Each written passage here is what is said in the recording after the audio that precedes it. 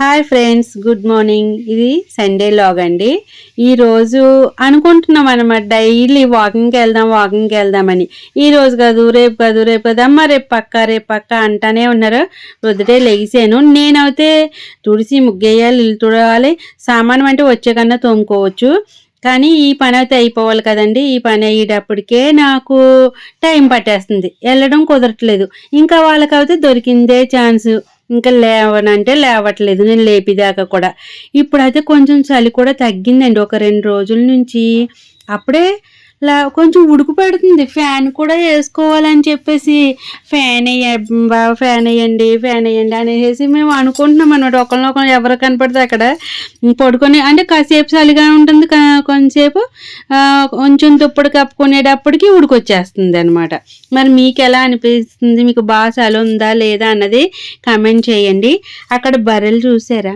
Morning ప్రొద్దుటే వెళ్తుంటే అది మోద తీస్తుంది.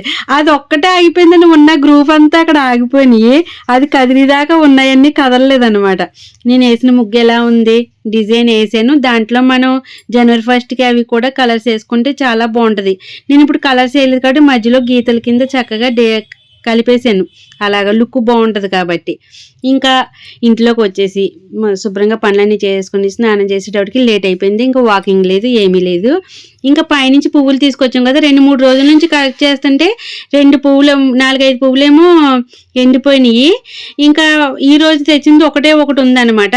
ఇంకా అవి తెచ్చి ప్రొద్దుటే వాటర్ తాగుదామని చెప్పేసి అందరికీ ఇలాగైతే వాటర్ అయితే మరిగించేసాను.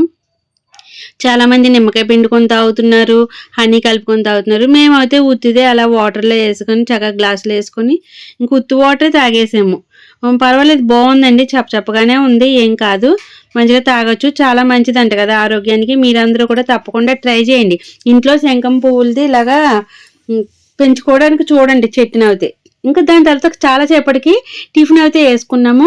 ఇంకా ఆమ్లెట్లు అవి వేసుకొని అలా ఒక్కొక్క బన్ను కాల్చుకొని తినేసాము మంచిగానే, అటు ఇటును. చాలా బాగుంది. ఇంకా లంచ్లోకి సండే కదండి, ఏదన్నా నాన్ వెజ్ అయితే కంపల్సరీ ఉంటుంది కదా.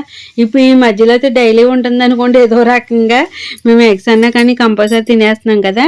ఇంకా ఈ రోజైతే ఎగ్స్ అయితే ఉడకబెడుతున్నాను.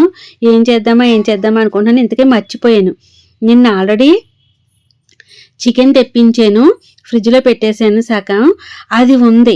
తర్వాత గుర్తుకొచ్చింది అనమాట. గుడ్లు అవి వేపేసిన తర్వాత పక్కకు పెట్టాక ఇంకా సర్లే అని చెప్పేసి కూర అయితే వండేస్తున్నాను.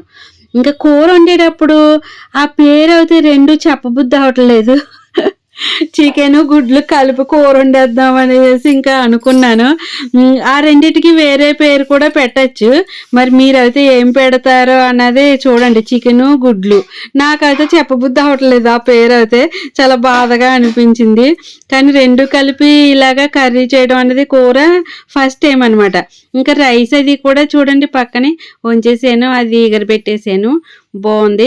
ఒక క్యాన్లోకి వేసేసుకుంటున్నాను. కడిగినవి గంజివి అవన్నీ కూడా పైన మొక్కలకి అది యూజ్ అవుతుంది కదా.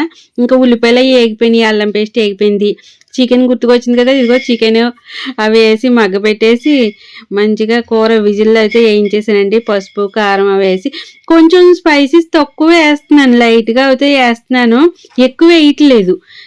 అది గసగసాల పౌడరు అది వేసుకుంటే మనకి కూర టేస్ట్ అన్నది కూడా చాలా బాగుంటుంది.